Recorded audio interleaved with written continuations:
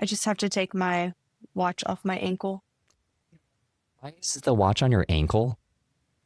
Yeah, okay, so my first day on the walking pad, I did like 3 miles, and I went to this website, and I was like, I'm 5'3", and I just did 3 miles. How many steps should I have? And it said like 9,000 steps. And my watch said, you have 9 steps. And I was so upset. And Wait a then minute. I went to workout class that night. You needed Google to confirm that the 9 steps your watch said was wrong? Okay, no, but what I was going to do was manually add them. Like, okay, clearly it didn't count, but let me just manually add them. I'm in this Walktober challenge, and apparently you can't manually add steps because they don't want you to cheat, but whatever. So I went to workout class that night, and this girl was like, you have to put your watch on your ankle. Because if you're like working, your wrist isn't moving, whatever. And so now it just looks like I am on house arrest all the time. Because I watch on my ankle. Nice.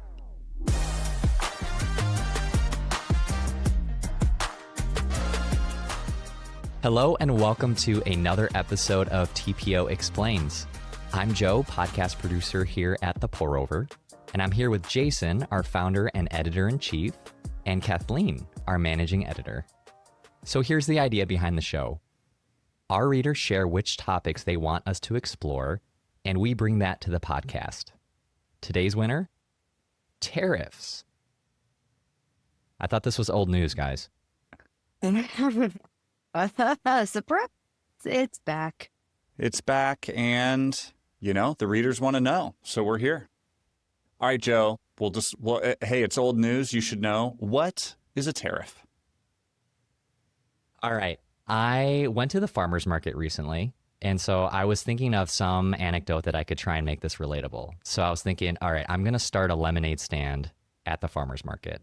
And obviously, I need lemons for my lemonade stand.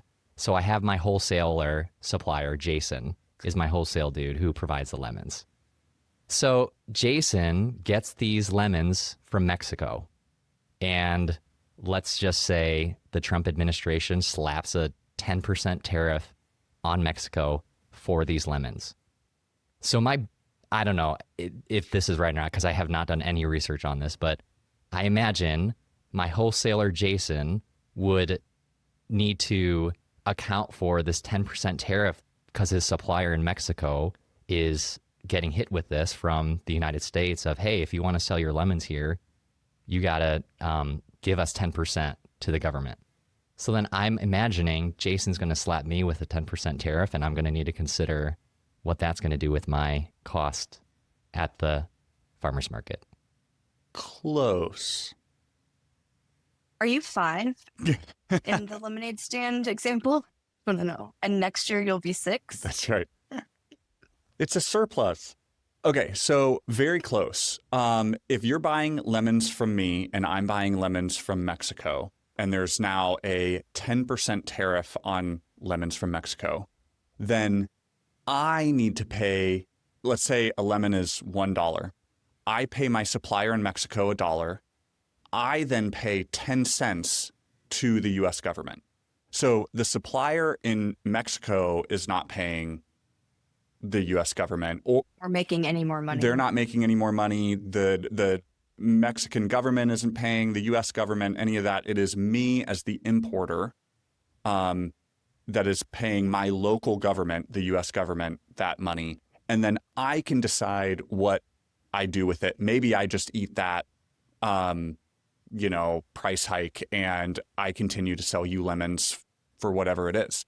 But you can imagine, you're right, they're frequently passed on. And you can imagine if it's like, hey, if it's a 5% tariff or something, maybe I absorb that. It's not worth the hassle. If it's 100% tariff, it's like, listen, I can't, someone's got to pay. I'm not selling Joe lemons for a loss. So the price is going to go up. And so the magnitude of the tariff has a big impact. Yeah. Put simply, a tariff is a tax on imported goods. Yeah. Great job. Great job, Joe. Do you know? We'll come to your lemonade. That's stand. right. As long as needs to be reasonably priced. Charge you more though. Yeah. Because of tariffs. Yeah. So you you explained one type of tariff, which is an ad valorem tariff, which is percentage based. There are two sort of other types of tariffs. Any idea what those are? Is it just an actual flat fee, not a percentage, but for this import tax, it's going to be $100 every time? Yeah, just a fixed fee. So this would often be used on commodities where like the price is constantly changing. Think of like barrels of oil. No matter what the price of oil is that day, there's going to be, for example, a $10 tariff on that barrel. Yeah, and then the last type is compound tariff. So you have the ad valorem, which is percentage, specific, which is that fixed fee, and then compound. And a compound tariff is just a mix of the two. You know, it's going to be a flat $10 plus 5% of whatever it is. Great. Joe, why do countries use tariffs? Why would the U.S. government impose a tariff?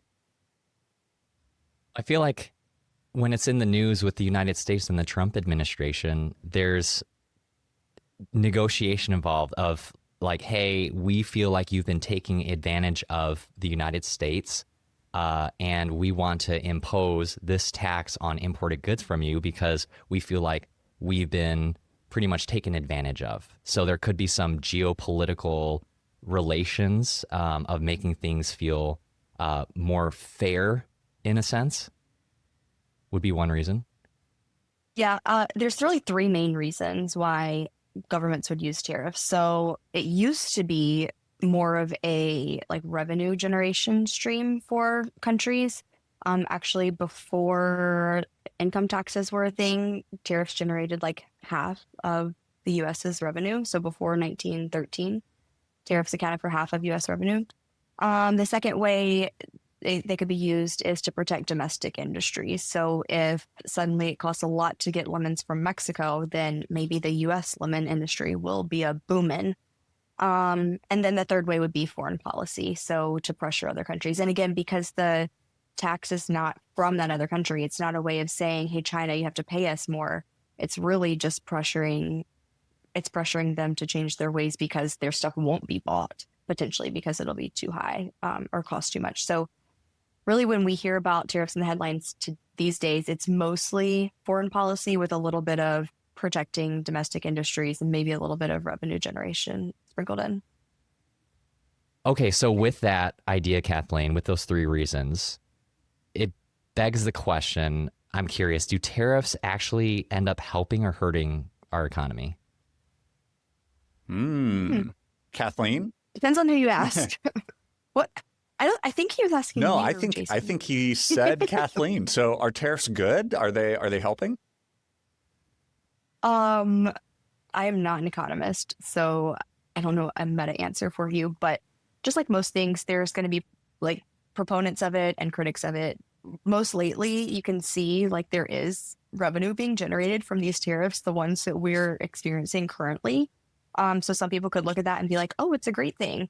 But at the end of the day, the people who are most critical of tariffs, they're going to cite reasons like just by design, tariffs make the market less efficient. A free market is, on paper, always going to be more efficient. And tariffs are going to make prices higher for consumers. And then critics will also point to the way tariffs will disproportionately affect lower income consumers. So if somebody only has $5 and they need to spend $1 on lemons and the lemon price is going up, like more of their income is going to have to go to covering that tariff versus if somebody has $100, they're like, I'll pay the extra 10% on the lemons, no big deal. And that's actually the reason why income tax came about, was to scale out how much people paid to the US government based on their income. So yeah, I don't know if, Jason, you have a better answer on if it helps or hurts, but all I know is that there's two sides of the argument. Yeah, no, I think so. Like you said, in 1913, moved away because of it. A tariff is it's a consumption tax. Like you only pay it if you spend the money. And so when there's lots of consumption taxes, or that's the primary way, it incentivizes you to not spend money and to save it. Well, that benefits wealthier individuals who are able to save more money or a higher percentage of their paycheck. Whether or not they're good. So I'll give one example. You gave some criticisms. I'll give one example where I would advocate for tariffs, and that's protecting specific industries in, like, we'll take the United States. So, for example, during COVID, the US realized, wow, we are really dependent on buying things from other countries, specifically China. And so when China shuts down for any reason, that really impacts tons of things. And so to say, hey, and so even before these recent tariffs, the Biden administration put tariffs on, I believe it was semiconductors and some other things that they're saying, hey, this is like critical to national security. We need to be able to make semiconductors in the United States. Same thing, like we need to be able to make bullets and rockets and weapons to defend the nation. We don't want to have to, import those from a country, because what if that's the country we end up going to war with? So I think pushing on the scales in those instances to say there's a specific goal that we feel some deep conviction about and is in the best interest of the country, I think that makes a lot of sense. I am an entrepreneur and am pro free market, and would say in general, you're just tipping the scales. You're making things less efficient and more expensive overall. And so just as a general posture, I would say I don't think tariffs are good broadly, but they're a tool in a country's tool belt. I do have a question. Kathleen, you mentioned one of the supporting arguments is that it brings in all this revenue. So we're months down the road from when these tariffs started taking place. So are we seeing a surplus, and has the administration decided, if so, what this surplus would be spent on? I think Kathleen's Googling the number. Yes. Yeah.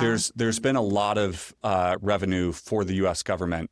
And there was originally some talk of maybe sending checks to citizens.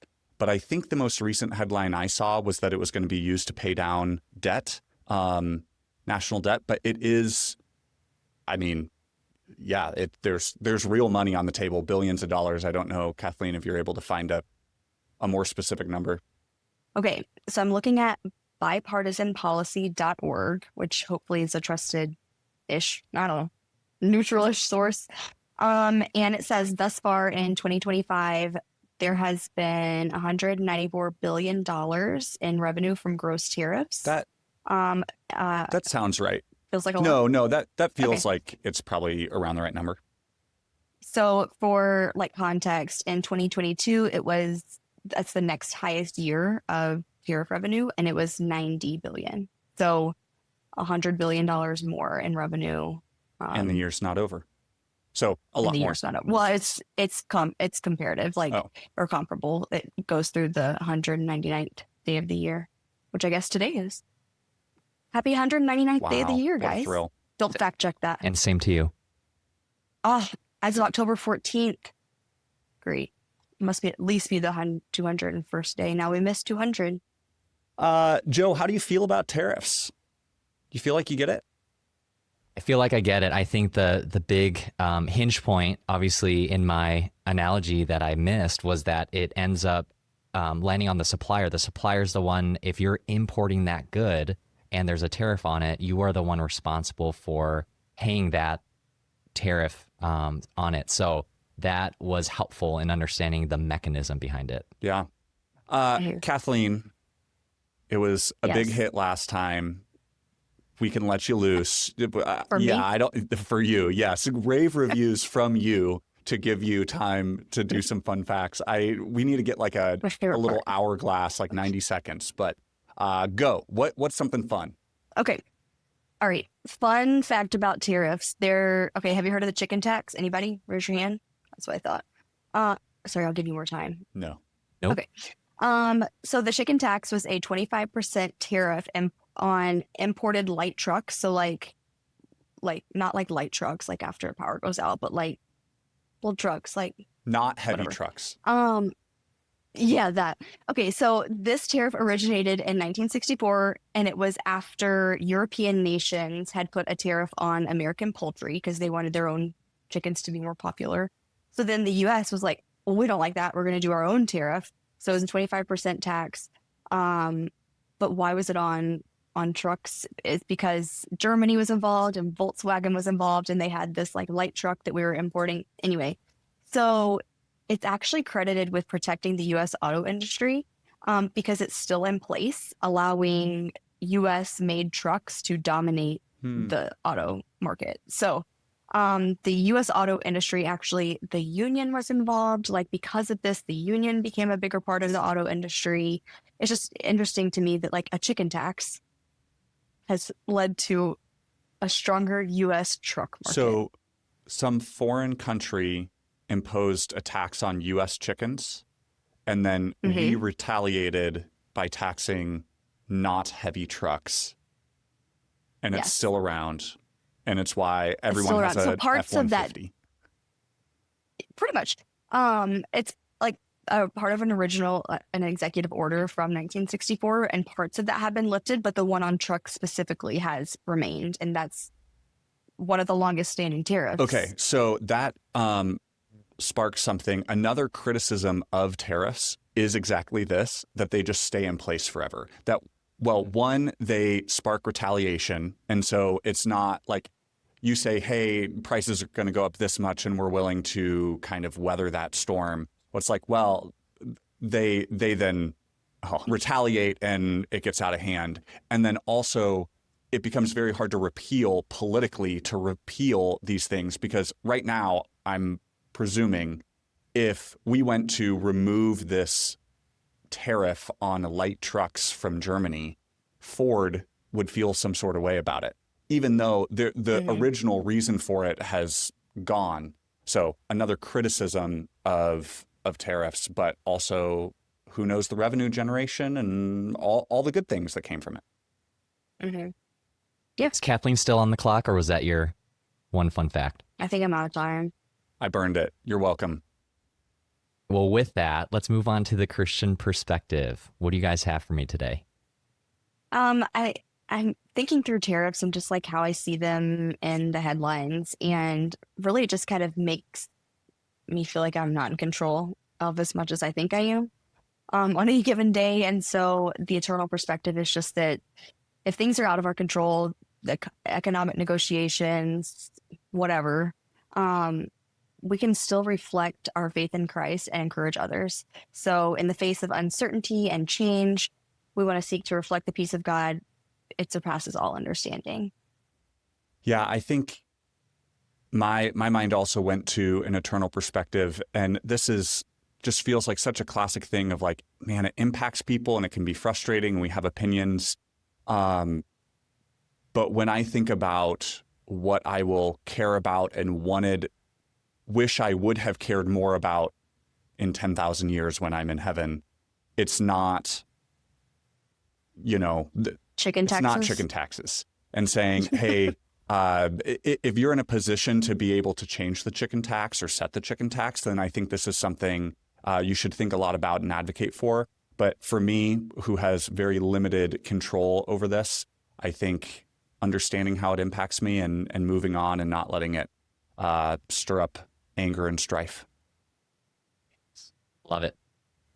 And I won't raise the prices of my lemonade to you guys in heaven at my lemonade stand. Oh, thanks. Have I told you guys that Emma started calling heaven Kevin and I haven't corrected her, and nobody better tell her that that's different? She was like, oh, and when people are old, they go to Kevin. And I was like, yeah, they go to Kevin. So Kevin's lemonade stand. That's right. One of the joys of parenting. Nobody tell her. Well, thanks everyone for joining us for another episode of TPO Explains. As a reminder, you can watch this episode on YouTube and Spotify. Make sure to like, comment, and subscribe. We'd love to hear your thoughts and feedback. Thanks for tuning in. Until next time. Bye.